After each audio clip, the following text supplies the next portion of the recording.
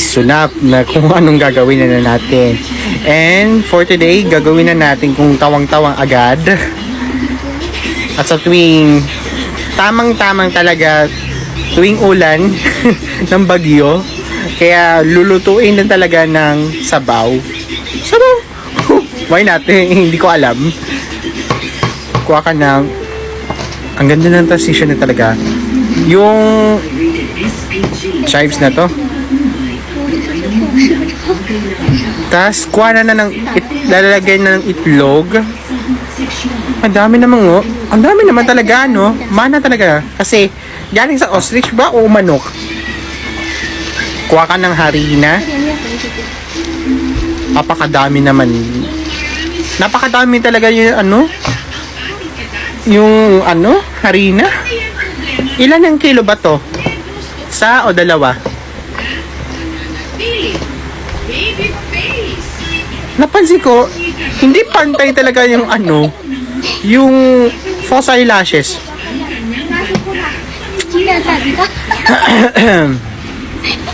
Tawang-tawa na naman.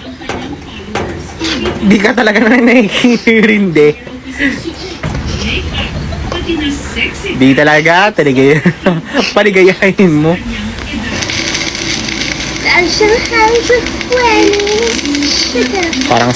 Parang sumayaw talaga ng Ami Bibiasis talaga, no? Hindi talaga gumagamit ng chopping board. Instead na ano? O kamot pa, kadiri ka na rin talaga. May balakubak pa.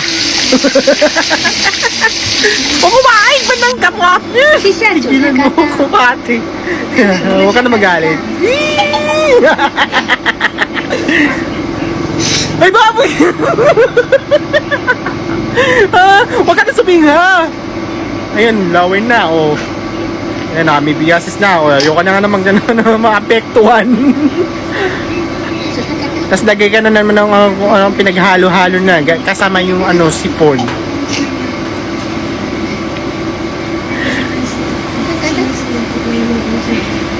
Aba, the best ka talaga, no? The best cook, pero ano, bacteria talaga, no?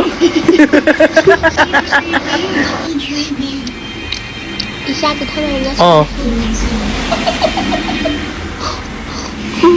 Tawang-tawa agad ko anong pinagsasabi mo. Kumain ka. Huwag kang ganyan-ganyan na ng chewing-chewing. Uy, tama na yan. Buwisit ka naman na naman tawang-tawa. Hindi na papantay talaga ng ano na tao to, yung false eyelashes.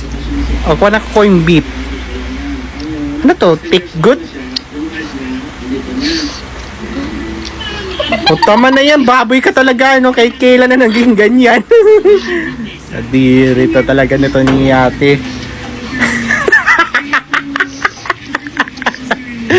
Huwag ka nang umuwi, ah. Visitin nyo ko ng ganyan.